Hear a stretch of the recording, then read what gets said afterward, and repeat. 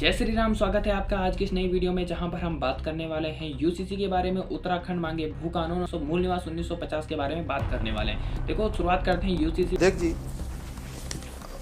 आपकी अनुज्ञा से समान नागरिक संहिता उत्तराखंड 2024 विधेयक को पारित करने की मैं अनुज्ञा चाहता हूँ। प्रश्न यह है कि समान नागरिक संहिता उत्तराखंड 2024 विधेयक को पारित किया जाए। जो माननीय सदस्य इसके पक्ष में हो, कृपया हाँ कहें। यूनिफॉर्म सिविल कोड के बारे में आप लोगों ने बहुत ज़्यादा सुना होगा, लेकिन मैं भी आपको थोड़ी सी बात बता देता हूँ। उत्तराखंड जो है वो भारत का दूसरा ऐसा राज्य होने वाला है जहाँ पर यूसीसी लागू होगा, यानी कि यूनिफॉर्म सिविल कोड। और इसमें जो हाईलाइटेड पॉइंट होने वाले हैं वो होने वाले हैं शादी से रिलेटेड, साथ ही साथ डिवोर्स से रिलेटेड, और शेड्यूल ट्राइब्स को इसमें छोड़ कानून को फॉलो करने की कोई आवश्यकता नहीं होने वाली है। उत्तराखंड जो है वो दूसरा ऐसा राज्य होने वाला है जहां पर यूसीसी लागू होगा। इससे पहले जो है वो गोवा था, जहां पर पुर्तगालियों द्वारा 1867 में यूसीसी लागू कर दिया गया था और उस टाइम से वो वैसे ही चलता हुआ आ रहा है। तो अब हम बात कर लेते हैं उत्तराखंड मांगे भू कानून के बारे में। उत्तराखंड जो है वो 9 नवंबर 2000 को गठन हुआ था, बोली, भाषा और भौगोलिक स्थिति को देखते हुए। ठोस भू कानून की मांग को लेकर आज देहरादून के परेड ग्राउंड में स्वाभिमान रैली का आयोजन किया गया, जिसमें हजारों की संख्या में भीड़ उमड़ी है। साथ ही लोग कलाकारों से लेकर प्रदेश के कोने कोने से लोगों ने इस रैली में पहुंचकर भू कानून और मूल निवास प्रमाण पत्र की मांग उठाई है। देखिए रिपोर्ट।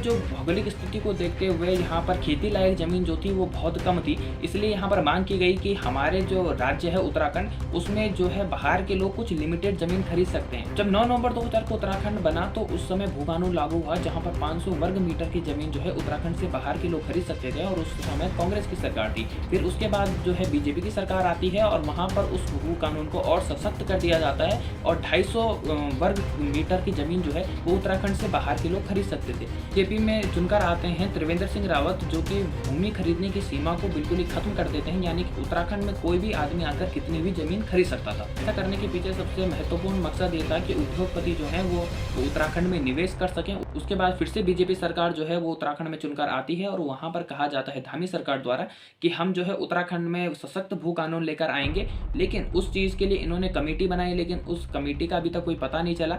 और मांग जो चल रही थी उत्तराखंड में भू कानून की, और अतिक्रमण जो है उत्तराखंड में बहुत ज्यादा हो रहा था, जिस वजह से भू कानून की मांग को उठाया गया था। और अभी जो है उत्तराखंड की जनता बहुत ज्यादा भड़की हुई है, और उन्होंने दिल्ली में भी आंदोलन किए, देहरादून और सारे ऐसे जिलों में उन्होंने प्रदर्शन किया जहां पर सरकार को डायरेक्ट इम्पैक्ट देखने को मिला। भू कानून को लेकर कोई भी बात सामने नहीं आई है।